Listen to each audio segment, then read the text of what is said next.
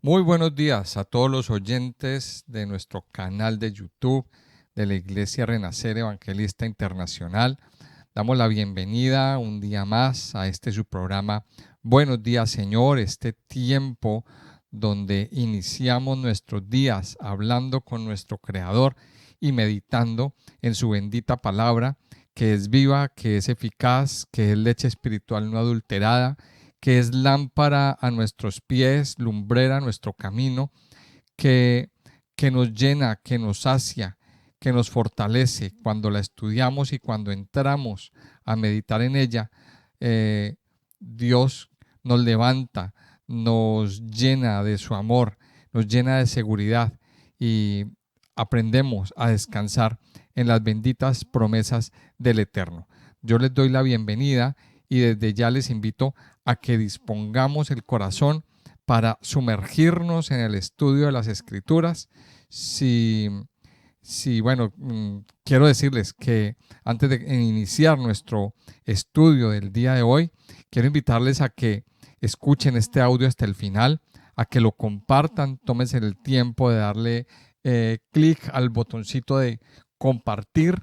También invitarles a que le den me gusta eh, a este audio, a este material.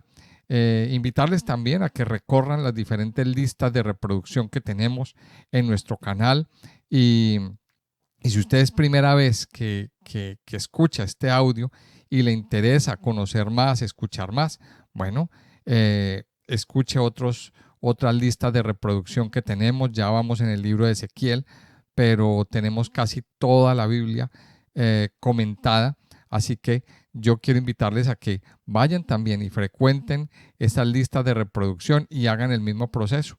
Dele me gusta, compártalo, escúchelo hasta el final y si no se ha suscrito, pues invitarle a que se suscriba a nuestro canal para que sigamos ampliando una comunidad de estudiosos y de amantes de la palabra de Dios. También invitarles a que le den clic a la campanita de las notificaciones, si usted lo quiere, si usted así lo desea, para que cuando tengamos un video nuevo, para que cuando tengamos una actividad en vivo, pues usted sea el primero en asistir a ella.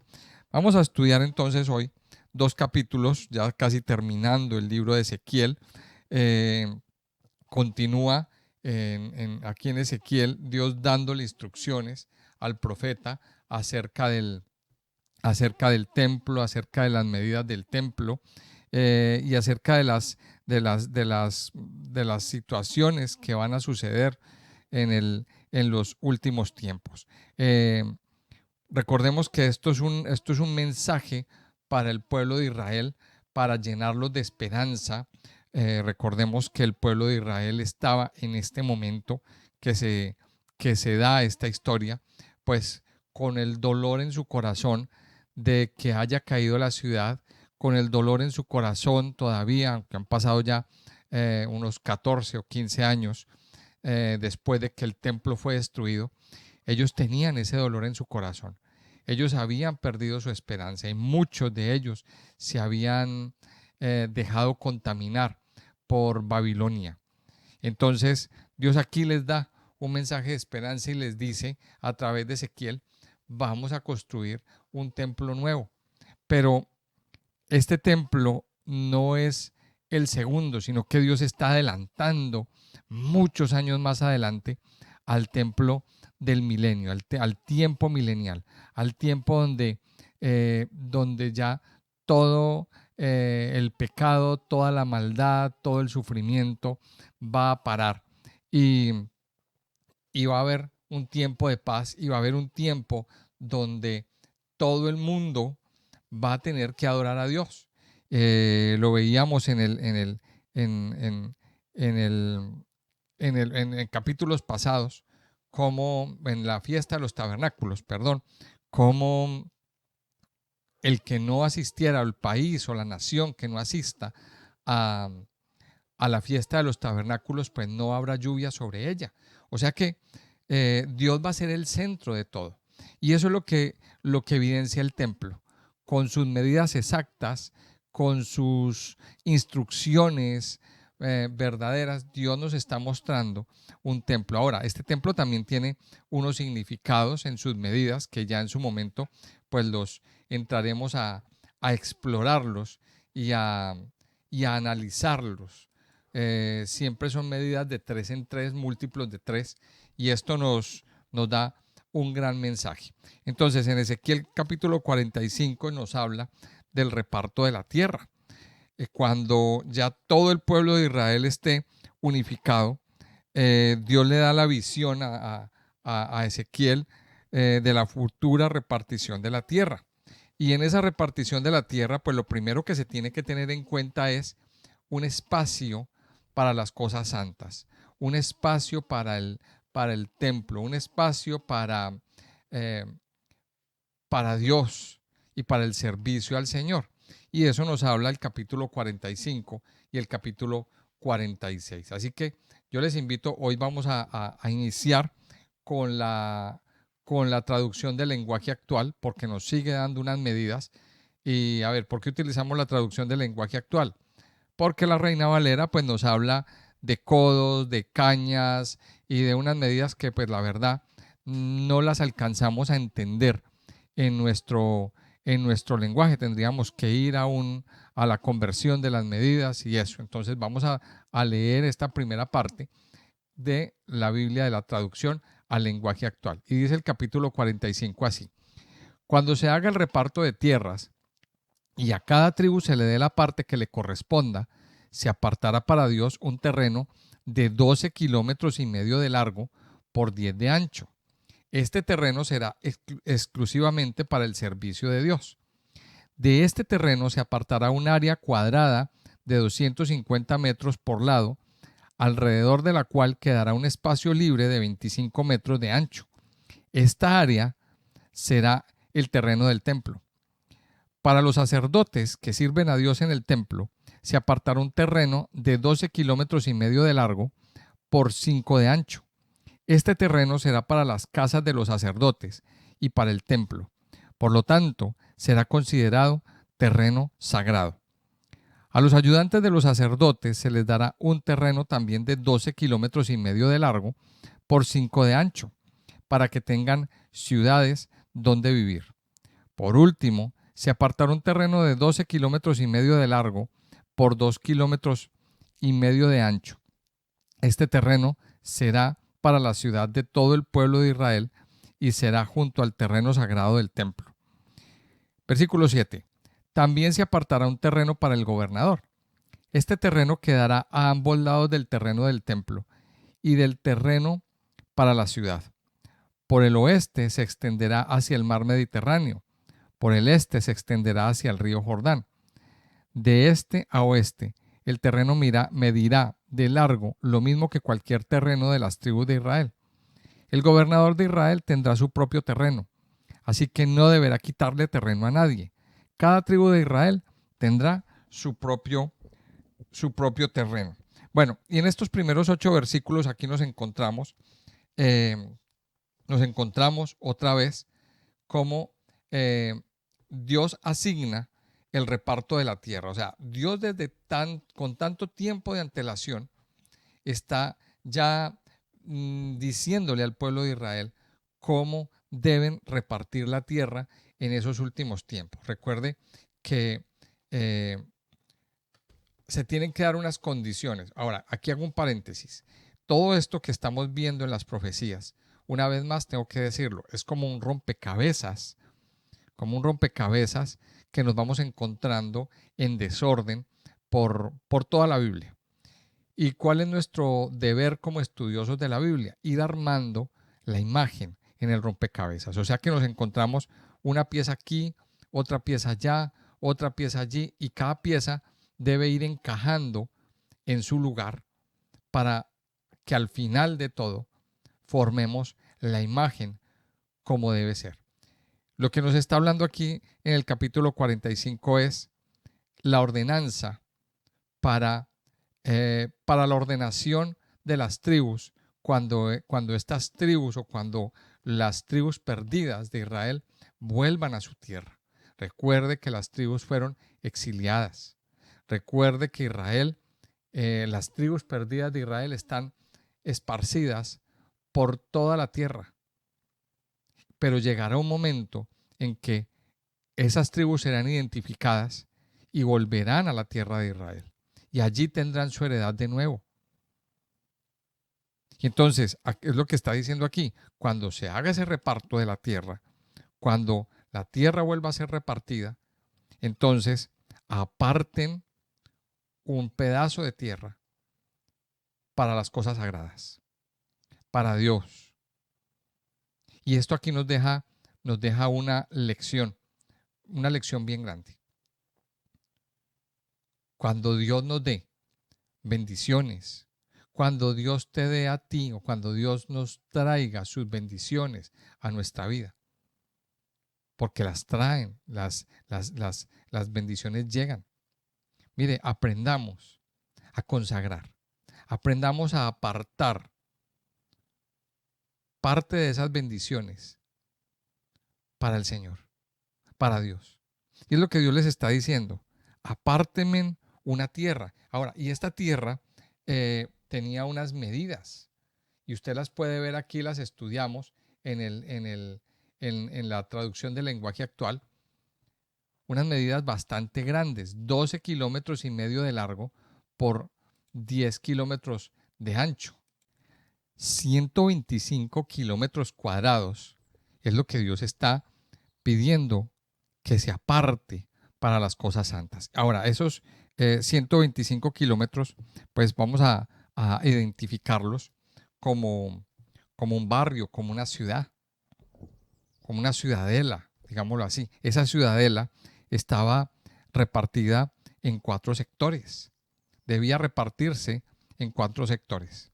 Lo primero era poner en medio, se supone que es en medio, el terreno del templo.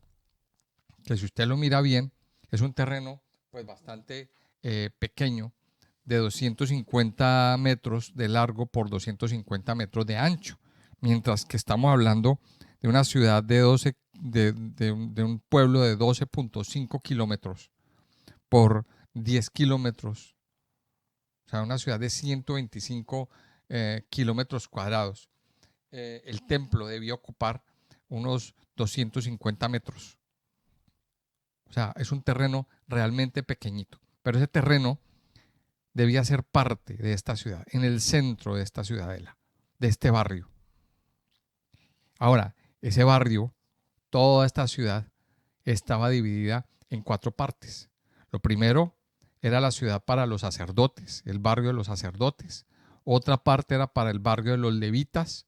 Otra parte era para el gobernador. Y me imagino que su familia también y sus descendientes deberían vivir ahí. Y otra parte era para el resto del pueblo, para la ciudad. O sea, para el resto del pueblo de Israel. O sea que miremos aquí la importancia de consagrar delante de Dios. Esta primera parte nos habla de la consagración. Nos habla de la consagración y nos habla de la importancia que es consagrarle a Dios las bendiciones, que sea la presencia de Dios la que quede en el centro de nuestras vidas.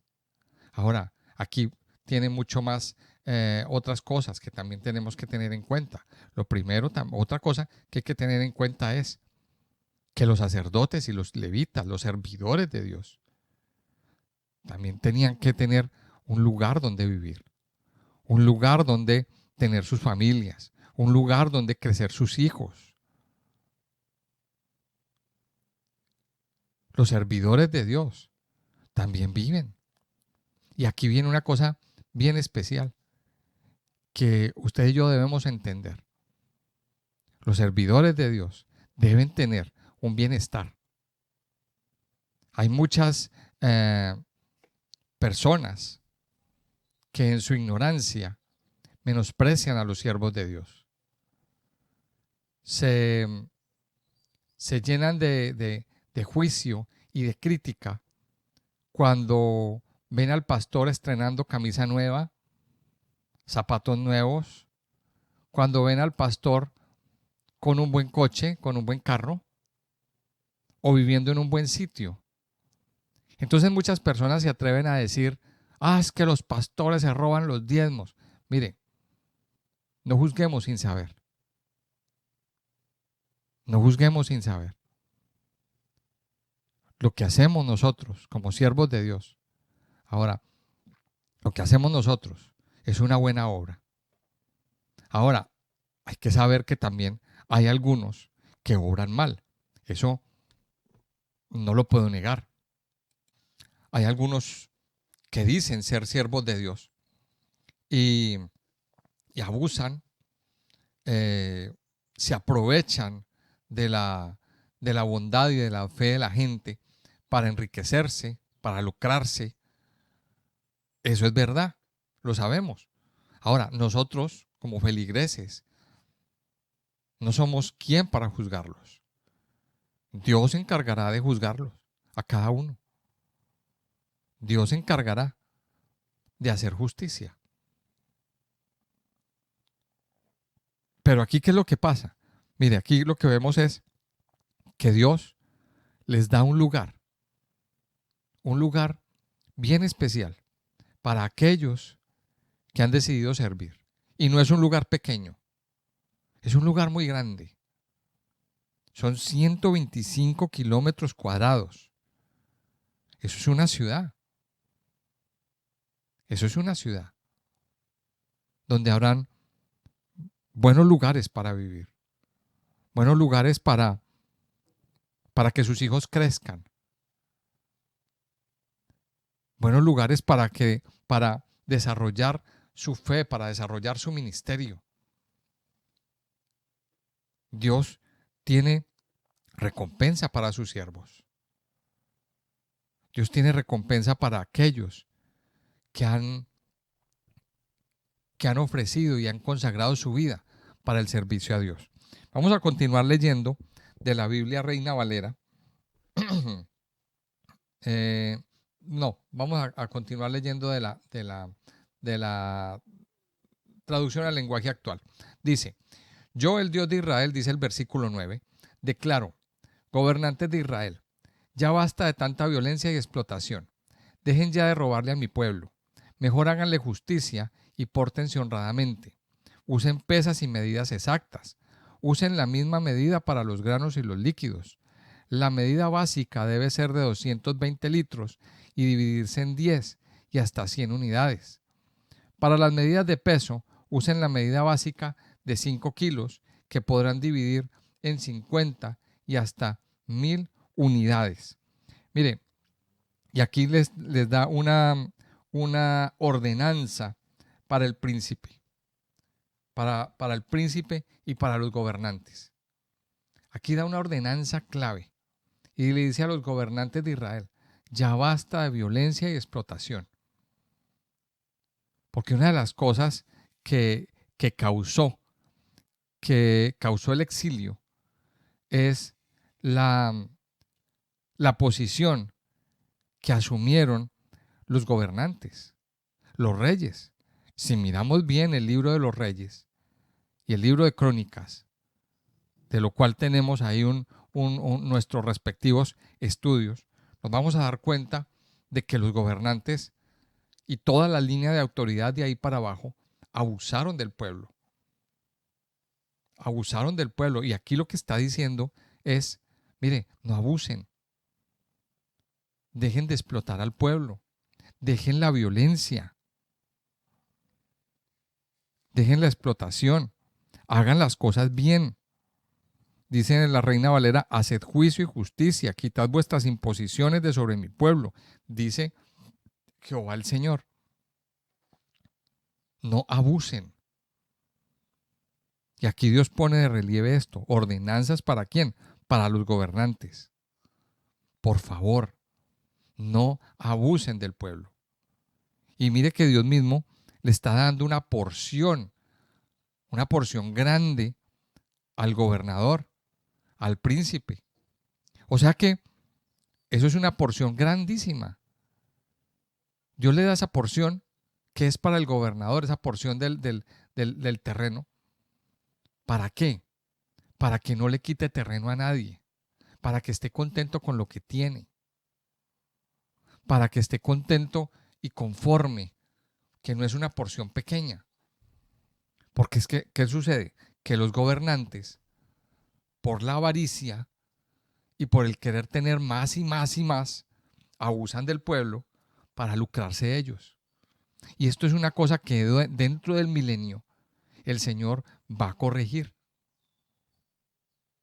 El Señor va a corregir. Y aquí lo dice clarito en el versículo 9. Basta ya. O sea, esto lo hemos visto y lo vemos hoy en los gobiernos actuales de todos los pueblos, en toda la tierra. Cómo los gobernantes abusan, cómo los gobernantes imponen leyes injustas, cómo los gobernantes pasan por encima de una constitución nacional, pasan por encima de la voluntad del pueblo y no les importa el bienestar del pueblo. Aunque lo digan de dientes para afuera, lo único que quieren es tener poder, tener posición, tener fama, tener una autoridad para convertirla en autoritarismos dictatoriales y subyugar al pueblo. Eso es lo que están buscando los gobernantes, lo que buscan la mayoría de los gobernantes hoy en día, en todos los países, en toda la tierra, la gran mayoría están buscando esto. Y Dios dice, basta ya. Dios dice, basta ya. Pero también esto lo podríamos aplicar desde otro punto de vista. Mire, nosotros, los que somos padres de familia, digamos que somos gobernadores de nuestra casa. Somos gobernadores de este pequeño territorio que es la familia. Y entonces aquí también nos está diciendo, no sea injusto, aprenda a gobernar su casa con justicia. Aprenda a gobernar su casa con justicia. Dice del versículo 13 en adelante. Vamos a leer de la Reina Valera, aunque aquí nos menciona unas palabras que son como un poquito raras. Dice, esta será la ofrenda que ofreceréis, la sexta parte de un efa por cada homer de trigo y la sexta parte de un efa por cada homer de la cebada. La ordenanza para el aceite será que ofreceréis un bato de aceite, que es la décima parte de un coro. 10 batos harán un homer, porque 10 batos son un homer. En el versículo 14 en la TLA dice aquí, voy a leer desde el 13, para las ofrendas de trigo y de cebada deberán dividir sus cosechas en 60 partes iguales y me presentarán como ofrenda una de ellas. También deben presentarme como ofrenda uno de cada 100 litros de aceite que produzcan. De sus ovejas me darán una de cada 200, pero de las mejor alimentadas. Estas ovejas acompañarán a las ofrendas de cereales, a las ofrendas que se queman por completo y a las ofrendas que se presentan para pedirme salud y bienestar. De este modo yo les perdonaré sus pecados. Esta es una orden. Dice el verso 16, seguimos leyendo de la traducción del lenguaje actual. Es obligación de todos en este país entregar esta ofrenda al gobernador de Israel. A su vez, el gobernador tendrá que dar los animales para las ofrendas que se queman por completo y también lo que se usa en las ofrendas por el pecado, de cereales y de vino para pedirme salud y bienestar. Esto lo hará en las fiestas que Israel celebra cada semana, cada mes y cada año. De este modo yo perdonaré sus pecados a los israelitas. Versículo 18. Yo, el Dios de Israel, ordeno. El día primero del mes de Abib, ustedes me presentarán como ofrenda un ternero, sin ningún defecto. Esta ofrenda será para limpiar el templo de cualquier pecado. La purificación se hará de la siguiente manera. El sacerdote untará la sangre del animal en los postes de las puertas del templo, en las 4 esquinas del altar y en los postes de las puertas del patio interior. Esto mismo volverá a hacerlo el día 7 del mes, en favor de quienes hayan cometido un pecado sin quererlo o sin darse cuenta de lo que hacían. La fiesta de la Pascua deberá celebrarse el día 14 de este mes. Durante 7 días comerán pan sin levadura. Ese día el gobernador me presentará como ofrenda un ternero para perdón de sus propios pecados y de los de todo el pueblo. Además, en cada uno de los 7 días de la fiesta, el gobernador me presentará como ofrenda 7 terneros y 7 carneros sin ningún defecto. Cada día me ofrecerá también un chivo para que yo le perdone sus pecados. Con cada ternero y con cada carnero me presentará como ofrenda 20 kilos de cereal y 3,5 litros de aceite. El día 15 del mes de Tanim se celebrará la fiesta de las enramadas. Durante los 7 días de la fiesta, el gobernador deberá presentarme las mismas ofrendas por el pecado, las mismas ofrendas que se queman en mi honor y las mismas ofrendas de cereales y de aceite. Y aquí Dios está dando unas leyes para las ofrendas a presentar. Y esto es bien especial, porque aquí deberán ellos ofrecer ofrenda. O sea que la ofrenda igual debe ser presentada. Igual debe ser presentada. Y con más ganas, con más ánimo. Y esto nos está a nosotros hablando de qué le presentamos al Señor.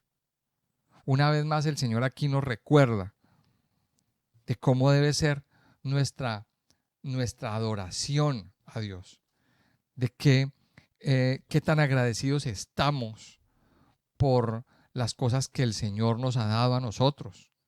Y a través de las ofrendas expresamos ese agradecimiento total por lo que Dios nos ha dado.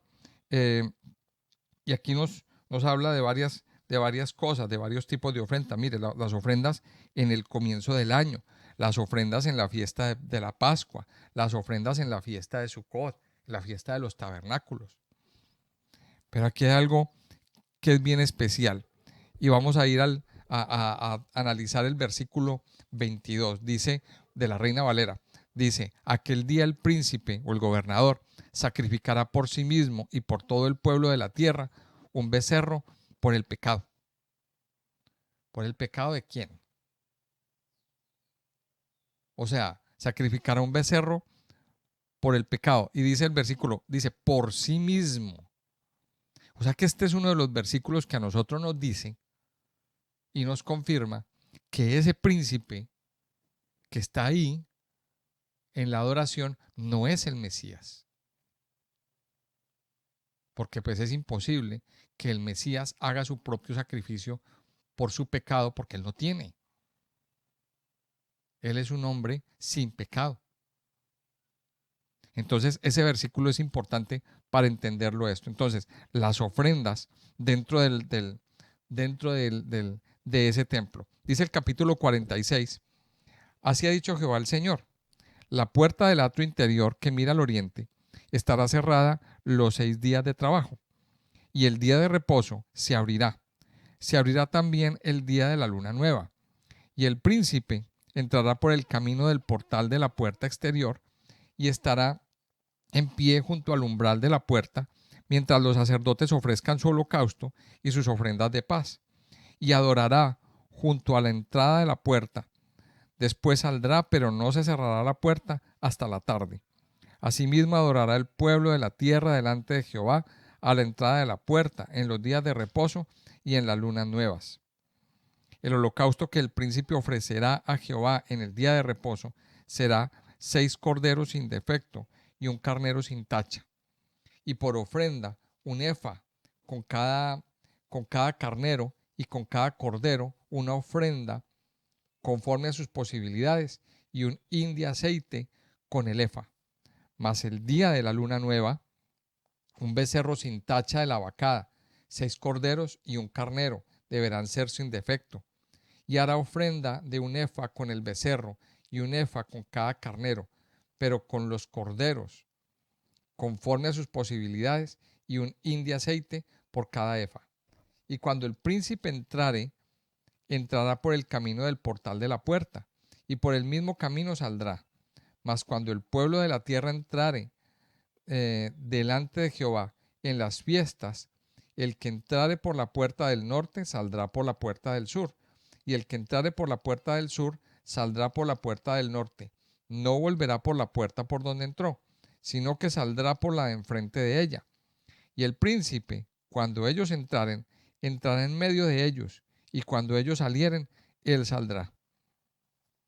Y en las fiestas y en las asambleas solemnes será la ofrenda un efa con cada becerro y un efa con cada carnero, y con los corderos, conforme a sus posibilidades, y un hin de aceite con cada efa. Mas cuando el príncipe libremente hiciere holocausto u ofrendas de paz a Jehová, le abrirán la puerta que mira al oriente, y hará su holocausto y sus ofrendas de paz, como hace en el día de reposo. Después saldrá y cerrarán la puerta después que saliere. Y esto nos está hablando de la restauración de la adoración. Eso nos está hablando de un tiempo en que la adoración será restaurada. Y una vez más, estamos viendo aquí un príncipe, un gobernante con temor de Dios. Un gobernante que tiene como principal motivación en su vida adorar al Padre, adorar al Rey de Reyes. Un príncipe que va con todo el pueblo, que se presenta al igual que todas las demás personas, a adorar al Padre, a adorar a Dios. Qué diferente esto que estamos viendo a lo que vemos hoy en día, ¿verdad? Los gobernantes, los gobernadores, las personas que están en el poder, no se quieren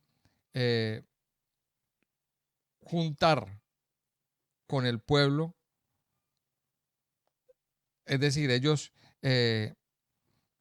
se untan de pueblo cuando están en campaña electoral, pero una vez que son electos, ellos están allá en el poder y para abajo no voltean a mirar.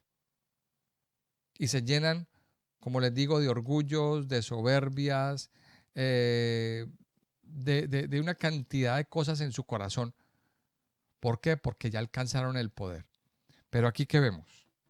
Aquí vemos un príncipe que lo primero que hace es adorar a Dios. Que lo primero que hace es tener a Dios como primero en su vida. Y aquí hay una cosa, una lección bien especial. La restauración de la adoración.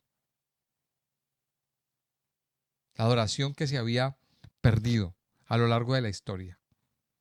La adoración que muchos reyes y gobernantes habían dejado de hacer. Y esto me hace recordar que Dios le dio a los gobernantes y a los príncipes y a los reyes una instrucción a través de la Torá. Y es que ellos debían tener a la mano una copia de las Escrituras para leerla todos los días. Pero ellos no lo hicieron. Y hay un capítulo muy triste, varios capítulos en la palabra de Dios, en la historia de los reyes. Un capítulo donde al rey le presentan las Escrituras y las rompe. El rey Josías las rompe y las tira al fuego porque él no quería escuchar eso. Hay otro capítulo donde también los reyes, los sacerdotes que estaban limpiando, organizando, reformando el templo, encuentran la Torá que debía leer el rey en la basura, entre los escombros, totalmente desechada. Y se la llevan al rey, se la llevan a los consejeros del rey y la leen. Parece como ese capítulo como si nunca la hubieran escuchado en su vida. La ley, la Torá en la basura. Y eso vemos, eso nos deja ver la realidad que vivían los reyes. Aquí Dios restaura la adoración. Restaura la adoración. Dice el versículo 13. Y ofrecerás en sacrificio a Jehová cada día en holocausto un cordero de un año sin defecto. Cada mañana lo sacrificarás, y con él harás todas las mañanas ofrenda de la sexta parte de un efa y la tercera parte de un hin de aceite, para mezclar con la flor de harina, ofrenda para Jehová continuamente, por estatuto perpetuo.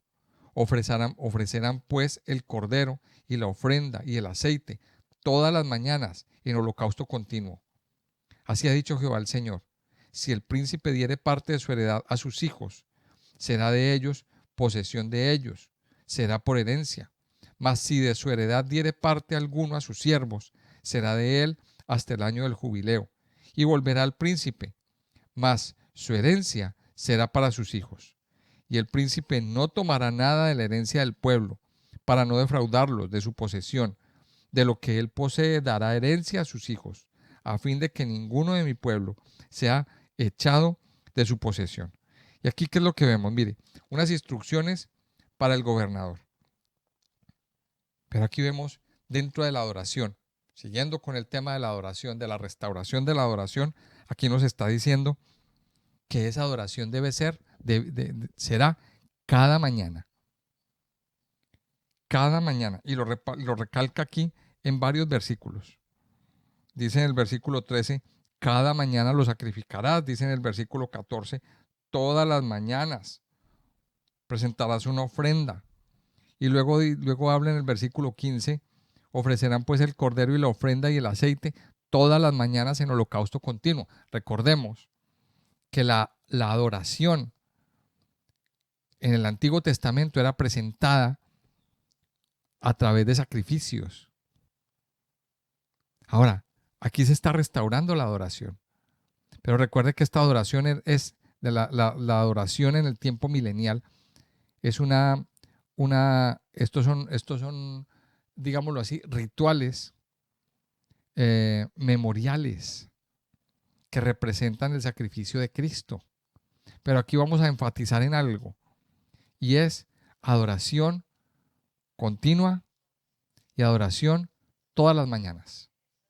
¿Qué tanto está usted, amado oyente, apartando sus mañanas para adorar al Padre, para ofrecer su adoración, para ofrecerle su vida?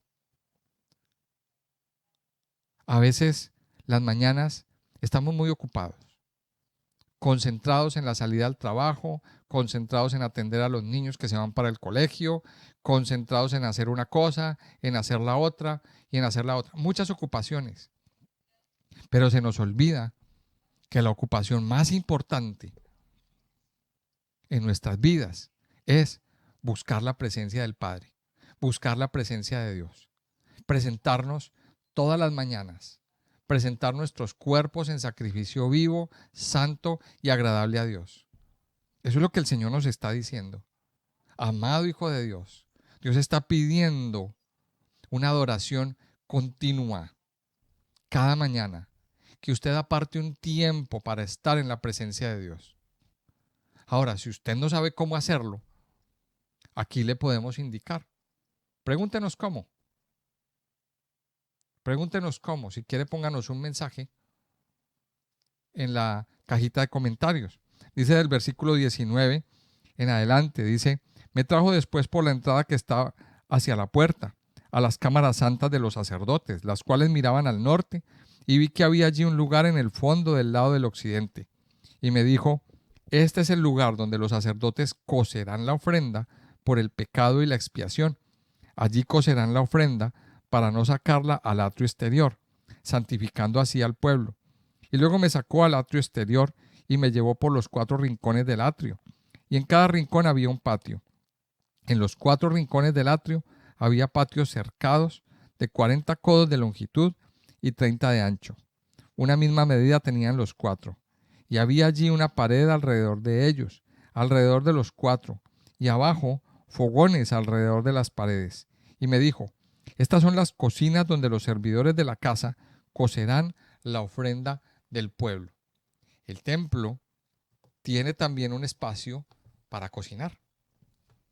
El templo también tenía un espacio para, eh, para cocer, para preparar esas ofrendas que la gente llevaba. Ahora, ¿para quién eran esas ofrendas? Esas ofrendas, eso era para los sacerdotes. Ese era el sustento de los levitas. Esa era la comida de ellos. Ellos no trabajaban. Recordemos esto, los sacerdotes y los levitas, su trabajo era ministrar en la casa de Dios. Por tanto, ellos vivían de las ofrendas que la gente llevaba a la casa de Dios. Y habían días donde la ofrenda era más abundante. En las fiestas, por ejemplo, en los días santos, en los días sagrados. Pero mire que aquí hablan de una ofrenda continua por estatuto perpetuo. Pero habían unas cocinas, había un lugar. Y entonces eso nos da también otras lecciones. El sacerdote tiene derecho a comer. El que le sirve a Dios también come, también tiene una familia. Y Dios es el que lo sustenta. Dios nos sustenta a nosotros como sacerdotes que estamos en la casa de Dios. Ahora, esas cocinas debían ser lugares santos. Los alimentos no se podían preparar de cualquier manera, ni en cualquier condición.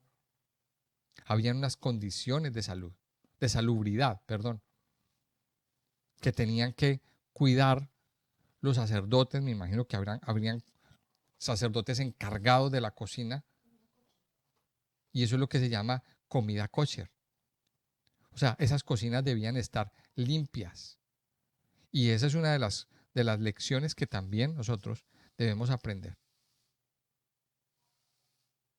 La manipulación de alimentos es importante para nuestra vida física y para nuestra vida espiritual. Mire todo lo que hemos aprendido en estos 2 capítulos, que son bien especiales, de cómo se iba a administrar o a manejar el templo en aquellos tiempos. Son una cantidad de lecciones tremendamente fuertes, pero lo que en resumen hemos visto y hemos entendido es la restauración de la adoración. Y que la adoración, la presentación de las ofrendas debía ser limpia, debía ser santa, debía ser con la mejor actitud. Y Dios se agrada, Dios vuelve a restablecer ese sistema de ofrendas. Ahora, ¿qué queda en el libro de Ezequiel? Pues los 2 últimos capítulos, que ya los miraremos en el siguiente audio, donde Dios ya nos va a mostrar lo que va a pasar en la eternidad, hacia dónde vamos y qué va a suceder. Así que, amado oyente, yo le invito a que oremos. Padre Santo, te damos gracias en esta mañana por revelarnos tu palabra, Señor, por traer tu palabra a nuestros corazones, por traer tu palabra a nuestras vidas, Señor, por abrir nuestros ojos, por abrir nuestros oídos, por permitirnos prestar atención, amado Padre, de todas las cosas, de todos los detalles, y entender de que en cada detalle, Señor, hay una enseñanza, de que en cada palabra hay una enseñanza para nosotros. Hoy oramos, Señor. Hoy oramos para que nos permitas vivir una verdadera restauración en nuestra adoración a ti, Señor. Que nuestro corazón se postre delante de tu altar y delante de tu presencia. Padre, tu palabra nos enseña que la hora viene y ahora es cuando los verdaderos adoradores adorarán al Padre en espíritu y en verdad. Ayúdanos, Señor, a adorar al Padre en espíritu y en verdad todos los días de nuestra vida, a presentar nuestros cuerpos, nuestras vidas y nuestros corazones en sacrificio vivo, santo y agradable a ti, Señor. Hoy oramos por los gobernadores, por las personas que están en autoridad en este mundo, Señor, para que toque sus corazones, para que en ellos haya convicción de pecado y para que haya un arrepentimiento verdadero, Señor, y para que puedan llegar a alcanzar el modelo que nos muestra aquí la palabra de Dios en el libro de Ezequiel. Unos gobernantes que te honran a ti, que se postran delante de ti, que se humillan delante de ti, que tienen temor de Dios en sus corazones. Unos gobernantes que no abusen del pueblo. Unos gobernantes que no emitan leyes injustas ni se dejen llevar por su egoísmo y por su avaricia y por sus ansias de poder. Padre Santo, yo te doy gracias, mi Señor. Gracias por abrir nuestros ojos, por traer revelación a nuestras vidas y a nuestros corazones. Te alabamos, Padre, y te bendecimos en el nombre de Jesús. Amén y amén.